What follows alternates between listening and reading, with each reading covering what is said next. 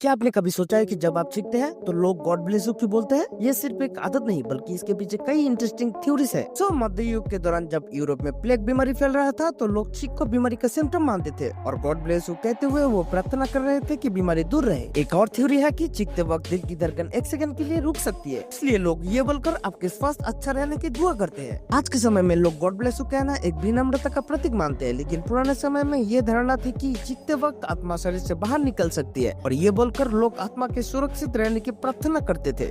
क्या आप इसका रीजन पहले से जानते थे? अगर नहीं तो वीडियो को लाइक करें एंड ऐसे ही न्यू फैक्ट्स के लिए हमारे चैनल को जरूर सब्सक्राइब करें।